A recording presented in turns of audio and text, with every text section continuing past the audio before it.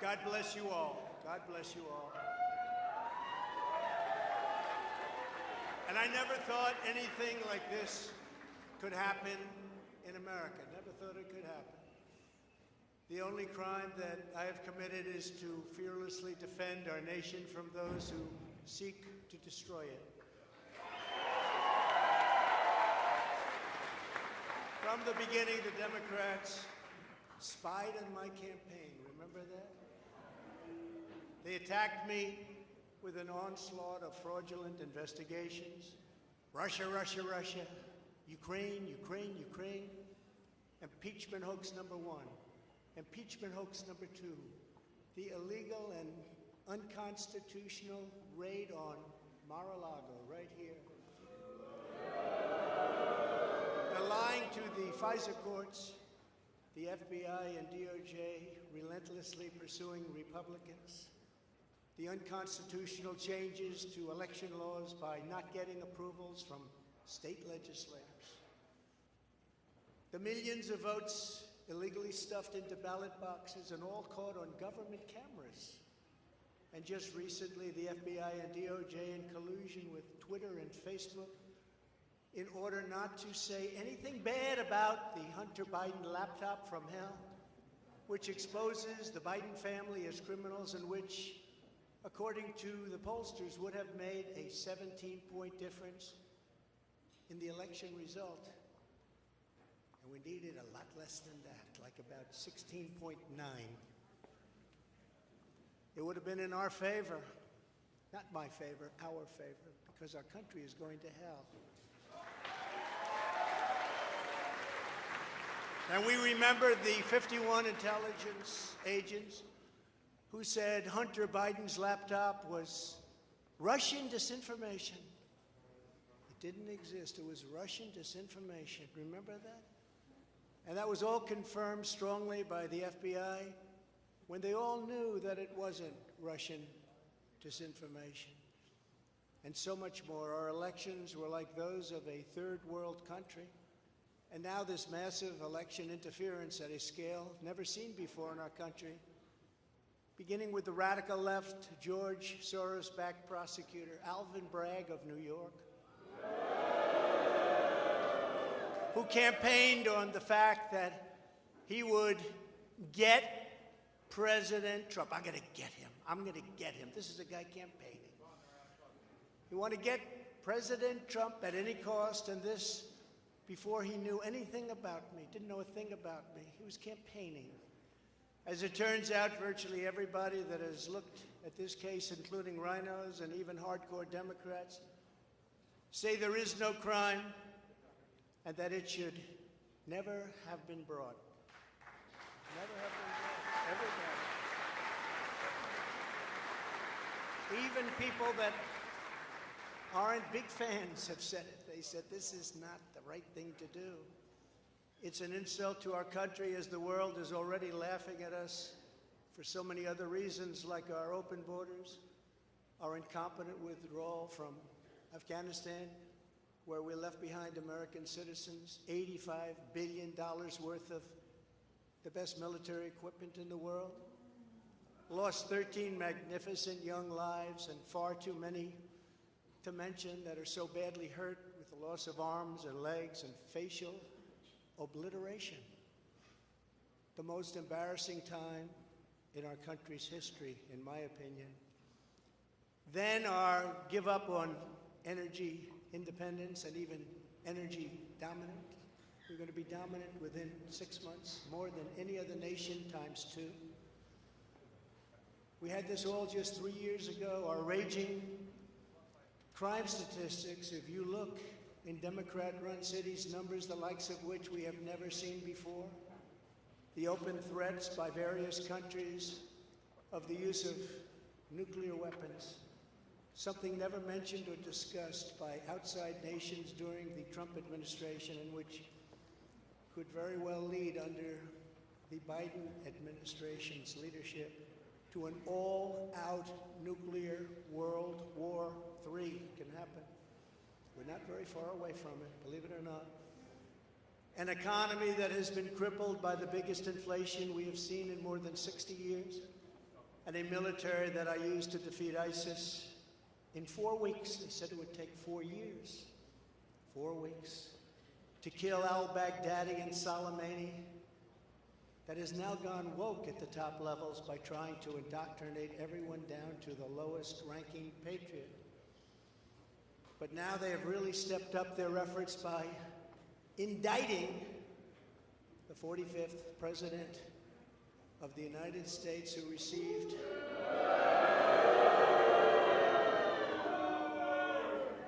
$75 million votes, which is more than any sitting president in the history of our country.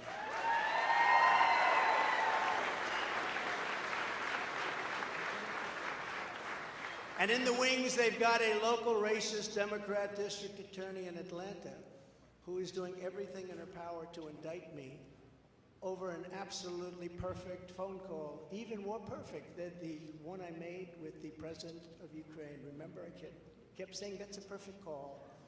This one was more perfect. Nobody said, "Sir, you shouldn't say that." Many people on the phone.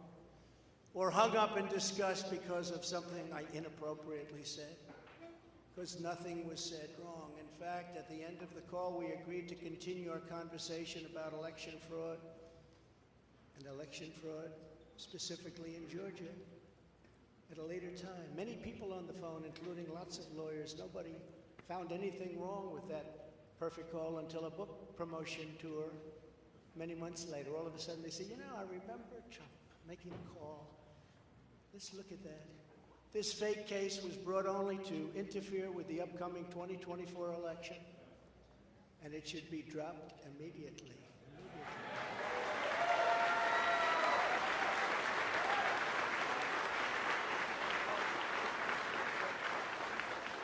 Then you have a radical left lunatic known as a bomb thrower who is harassing hundreds of my people day after day over the boxes hoax. You know, the boxes hoax, as we call it. Just so everyone knows, I come under what's known as the Presidential Records Act, which was designed and approved by Congress long ago just for this reason. Under the act, I'm supposed to negotiate with NARA, the National Archives and Records Administration, which as of this date is a radical left troublemaking organization that red flags the Constitution of the United States and the Bill of Rights as dangerous and triggering. Can you imagine? This is what we have to deal with. But there is no criminality under the Presidential Records Act. That is not what it's all about. We were negotiating in very good faith, proper way, in order to return some or all of the documents that I openly and in very plain sight brought with me to Mar-a-Lago from our beautiful White House, just as virtually every other president has done in the past.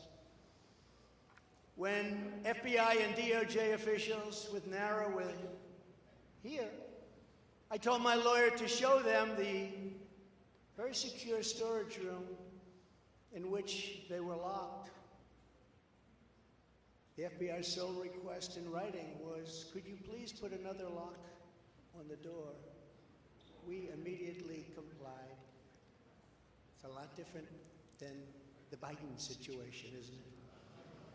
The next thing I know, we were raided by many gun-toting FBI agents who took whatever they wanted, including my passports and medical records. Everybody was in shock. Nobody had ever heard of such a raid before. Can't even believe it. Who would think that that could happen today? I immediately thought of the Fourth Amendment that protects against unreasonable search and seizure. But they did it anyway because our justice system has become lawless. They're using it now, in addition to everything else, to win elections. Apparently, they're not looking at me through the view of the Non-Criminal Presidential Records Act. They came up with a new one. This is a new one.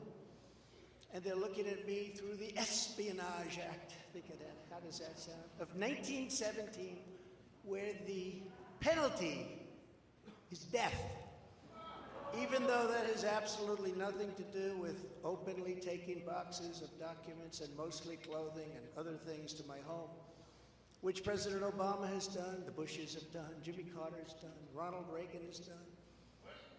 Everybody's done. In fact, Hillary Clinton got rid of 33,000 emails, and that was okay. But nobody's done it like Joe Biden. This lunatic special prosecutor named Jack Smith, I wonder what it was prior to a change,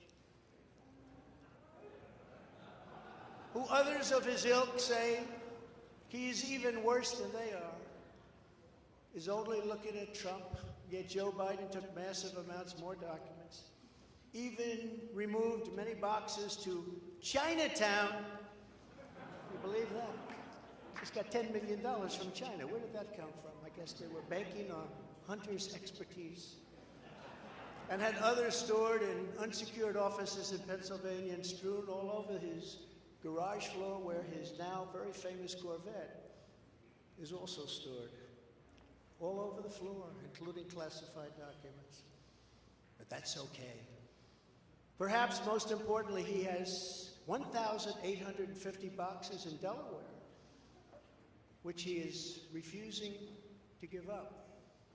But isn't that real obstruction? That's obstruction. As president, I have the right to declassify documents, and the process is automatic. If I take them with me, it's automatic, declassified. Biden was vice president. He had absolutely no right to declassify as vice president. He doesn't come under the non-criminal Presidential Records Act. He comes under the very criminal Federal Records Act, unfortunately for him, but it's not going to matter because they don't follow the law, which has very severe penalties.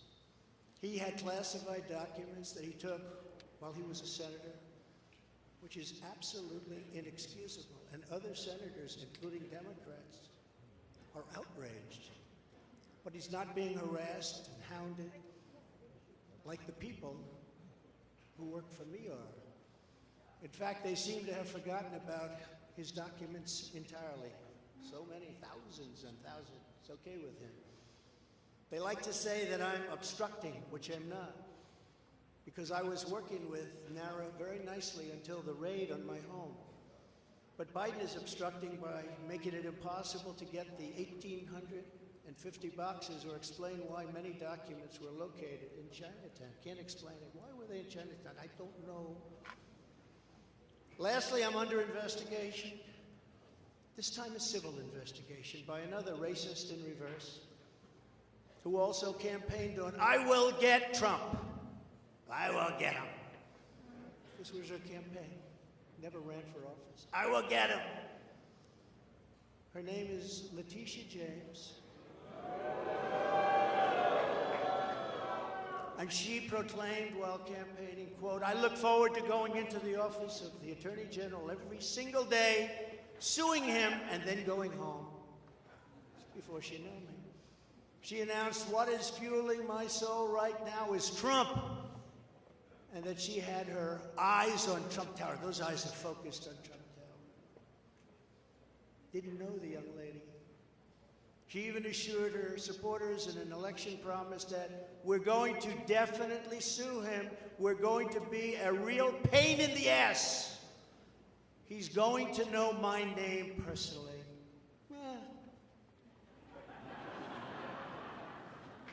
And then she claimed that I was an illegitimate president.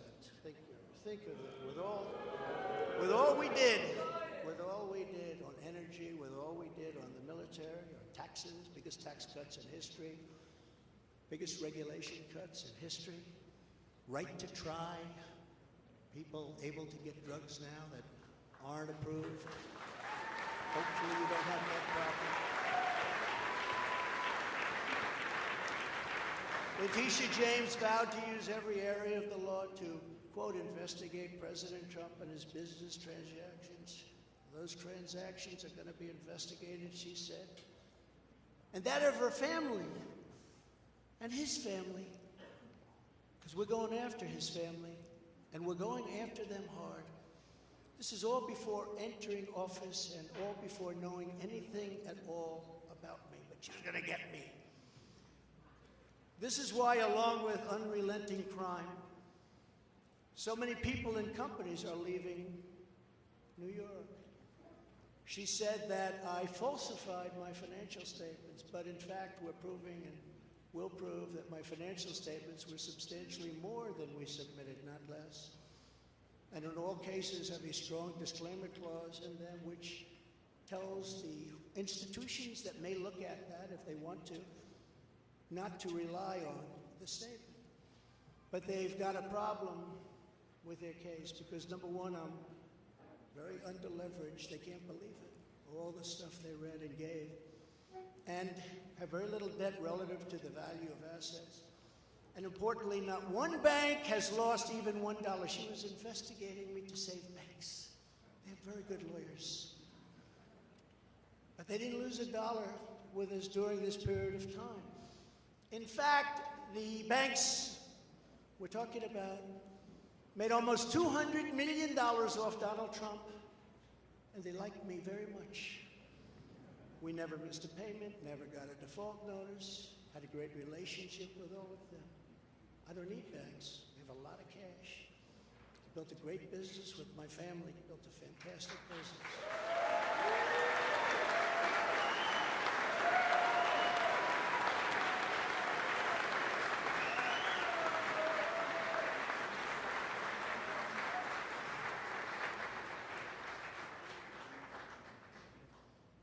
I have a son here who's done a great job, and I have another son here who's done a great job.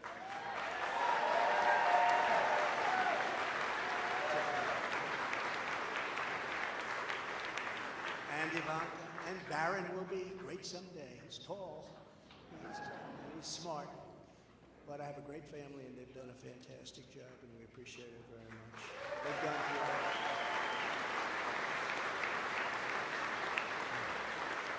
it. So she's suing me over banks that weren't defrauded, when she should be focused on violent crime that's driving people out of the state. This is a persecution, not an investigation. She's put our family through hell. It's cost hundreds of millions of dollars to defend, but our heads are held very, very high. They want to settle the case, but I want no part of that. So here we are now. It's where we were today, in a city that was so great just 4 or 5 years ago. But now we're there, spend time there today, as you possibly read, with a local failed district attorney charging a former president of the United States for the first time in history on a basis that every single pundit and legal analyst said, there is no case, there's no case. They kept saying, there's no case.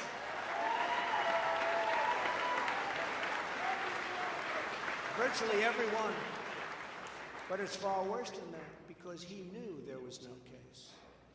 That's why last week he delayed for a month and then immediately took that back and threw this ridiculous indictment together. Came out today, everybody said, this is not really an indictment, there's nothing here.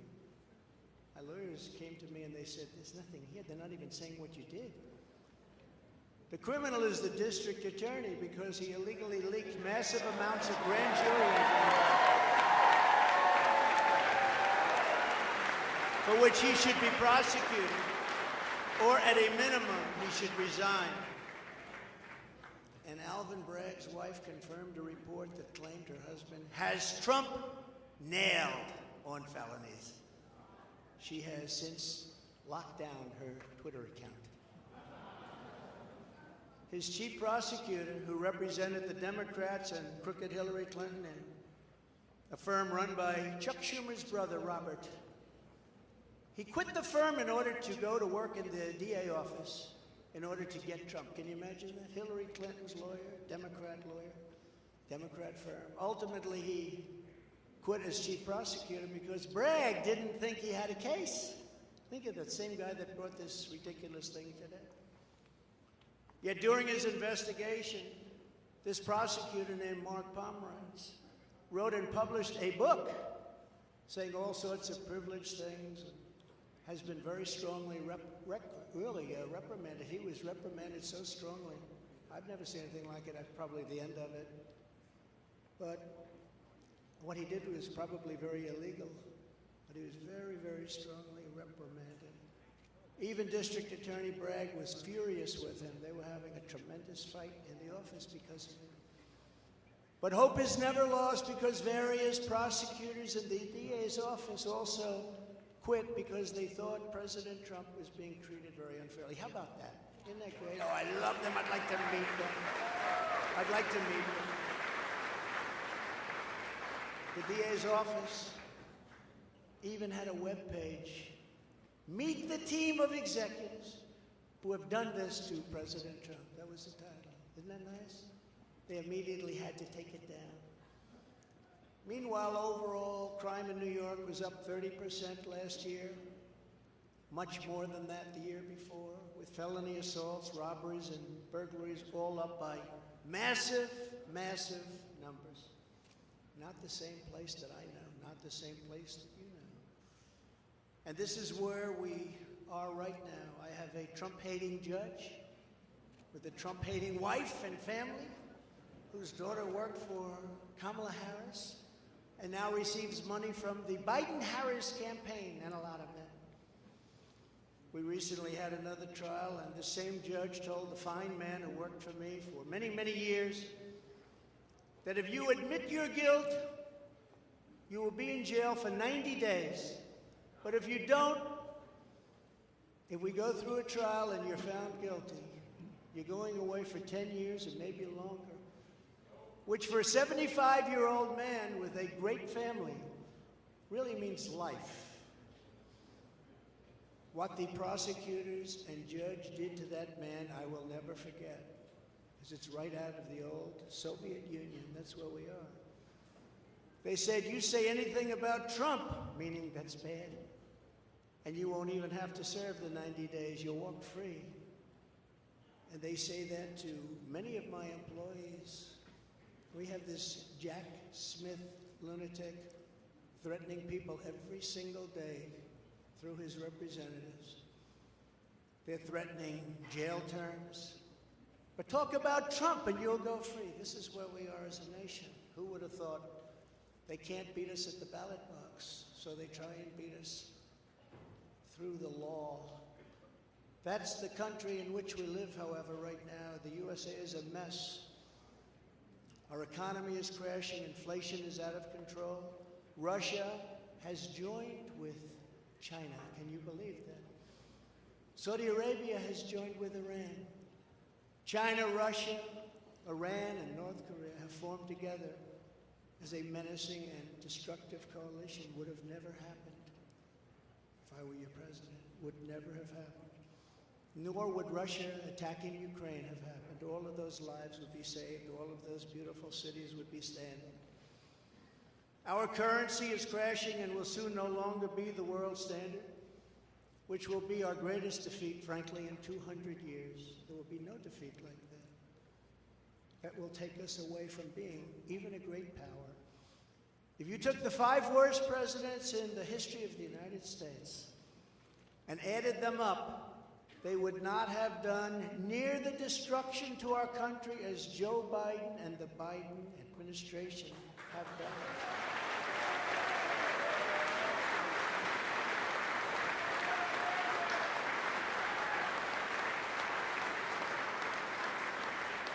Incredibly, we are now a failing nation. We are a nation in decline. And now these radical left lunatics want to interfere with our elections by using law enforcement. We can't let that happen.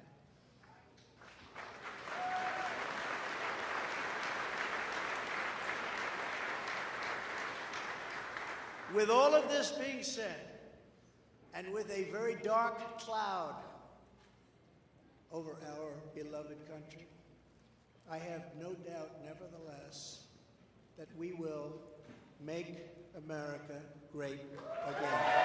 Thank you very much. God bless you. and God bless America. Thank you very much, everybody.